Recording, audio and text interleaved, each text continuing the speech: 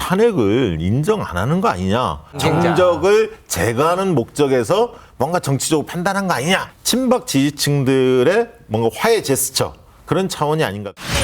모든 비난과 비판 감수하겠습니다.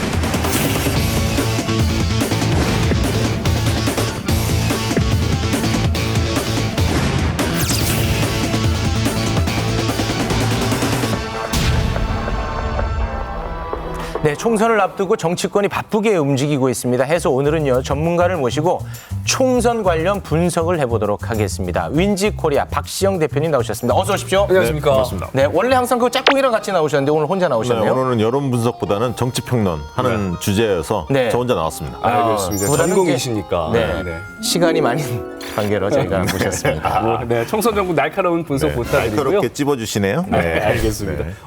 미래통합당의 공천 그렇습니다. 분석을 해주신다는 거죠. 그렇습니다. 김영호 공천관리위원장이 과감하게 물갈이 공천을 하면서 주목을 좀 받고 있습니다. 네. 그 어렵다는 컷오프도 중진 의원들 네. 다 시키고 있고 네. 뭔가 좀 잘하는 느낌도 있거든요. 시원시원하게 하고 있죠. 네. 그래서 이제 국민들 박수도 많이 받고 있습니다. 네. 그러나 이제 그런 한편에 칼질을 할 때 정교함이 있어야 하는데 네. 정교함이 좀 떨어진다는 비판 또한 있습니다. 그래서 제가 몇몇 인물들을 통해서 김영호 씨 공천이 어떤 상황으로 흘러가고 있는지를 짚어보고자 합니다. 그러니까 인물 중심의 분석이네요. 그러면 그렇습니다. 첫 번째 인물 살펴볼까요? 네.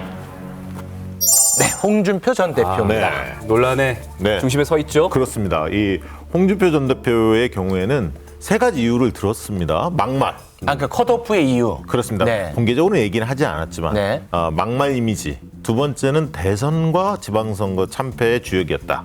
이렇게 지적을 하는데 네. 홍 전 대표 입장에서 굉장히 억울할 거예요. 왜냐하면 막말이야 그렇다 치고 네. 대선과 지방선거는 어려운 선거였습니다. 보수당 입장에서는 보시면 탄핵 이후니까. 탄핵 때 네. 그리고 첫 번째 지방선거 같은 경우는 대통령이 임기 초반이었고 또 북미 정상회담 평화의 물결이 막 몰아쳤기 때문에 예. 야당 입장은 어려웠죠. 그래서 본인이 아니더라 다른 사람이 얼굴로 나서도 힘든 선거였다. 네. 왜 나만 그러냐? 어. 나만 갖고 그러냐? 이런 생각이 들을 수 있죠. 그래서 공천 혁신이라는 미명하에 정치적 희생양을 삼으려는 거 아니냐.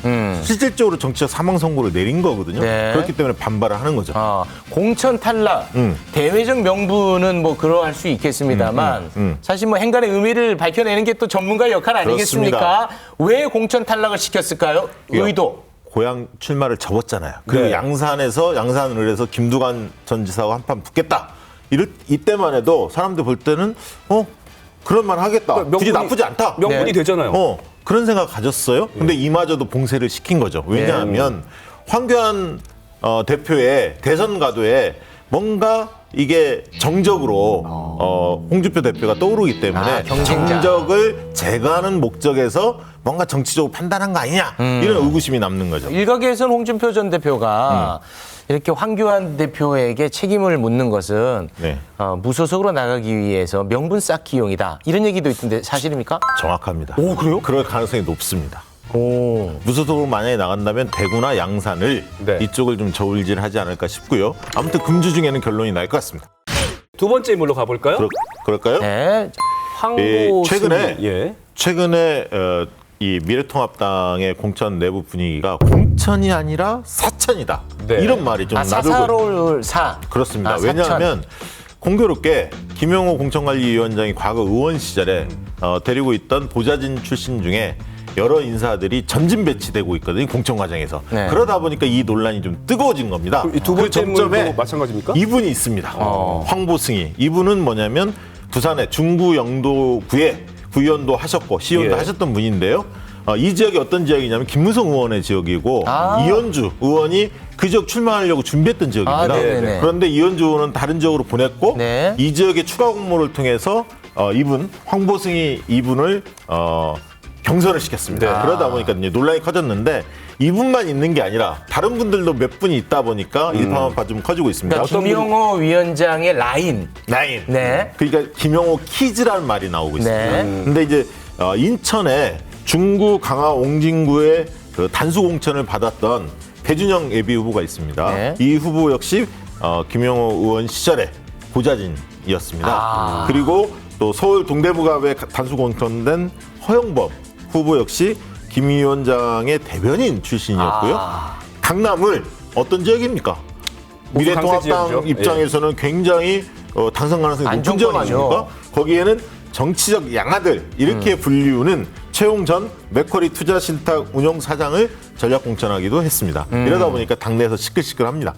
안 좋게 보면 그렇게 볼 수도 있다. 있다. 네, 라는 그렇습니다. 겁니다. 네. 자, 미래통합당 공천 분석 중입니다. 그러면 세 번째 인물은 누굽니까? 세 번째 인물은 빠방 뭐 이런 거 안 넣어줍니까? 네, 그럴 수는 없지요. 네, 그런가요? 네. 가보겠습니다. 이혜원 의원. 이건 다 알잖아요. 네, 유명한 분이죠. 유명하죠. 유승민계 아닙니까? 네. 근데 이분이 이제 서초갑의 국회의원이었는데 거기서 공천 배제가 됐어요. 그러면서 갑자기 동대문을로 가서 경선에 참여해라. 이렇게 명을 받았습니다. 이러다 보니까 자유우파 쪽 보수 색깔이 강한 분들은 이런 얘기합니다. 유승민계, 안철수계 이런 사람들 너무 우대한다. 두 번째는 중진 의원들을 무원칙하게 돌려받기를 하고 있다. 이런 불만들이 나오고 있습니다. 돌려막기라는 게 무슨 말입니까? 자기 연고가 없는 지역에 갑자기 배치를 한다는 거죠. 현역 의원들을 뭐 험지에 파견하는 건 이해가 되는데 무슨 원칙이 있어야 할 텐데 원칙이 잘 읽혀지지 않는다. 이런 불만이 쏟아지고 있습니다. 원래 자신의 지역구가 있는데 그 옆으로 갑자기 공천을 그렇습니다. 한다든지. 정우택, 주호영, 김용태, 김재원, 안상수, 이현주, 김상화 이런 의원들이 다 옆 지역이나 아니면 별로 이해가 관계가 없는 잘 모르는 연고가 없는 그런 지역에 좀 가게 된 거죠. 그러면 해당 지역 주민들은 좀 의아하죠. 뭐 우리 뭐 무시하나 뭐 이런 네. 생각도 들 수도 있겠네요. 그렇습니다. 경쟁력이 있겠습니까? 저는 이분들 중에서 몇 분이 과연 살아남을지를 좀 지켜봐야 할 것 같은데 어쨌든 험지에 갈 때는 험지에 가면 좀 명분이 있지 않습니까? 중진들은. 그런데 그렇게 험지도 아닌데 왜 굳이 저 의원을 이렇게 생각하는 지역도 있기 때문에 성환율을 한번 지켜봐야 겠습니다. 얼마나 살아남을지. 뭐 권성동 의원까지 컷오프가 됐고요. 이른바 이제 탄핵 오적이라고 네, 탄핵 불렀던 오적. 분들이 이제 모두 공천이 배제가 됐습니다. 이 부분 어떻게 볼까요? 참 공교롭게 5분이 다 그렇게 됐어요. 그래서 그러다 보니까 이거 탄핵을 인정 안 하는 거 아니냐 이런 어떤 시각도 나옵니다. 네. 그래서 왜 이 사태가 벌어졌을까 생각을 해보면 일단 박근혜 대통령이 옥중 메시지를 했는데 네. 박근혜 전 대통령을 굉장히 의식한 게 아닌가. 첫 번째 그렇게 보여지고요. 두 번째는 아까 이제 중도 성향의 유승민계 그다음에 안철수계를 우대하다 보니까 친박 지지층들의 뭔가 화해 제스처 그런 차원이 아닌가 그렇게 읽혀집니다.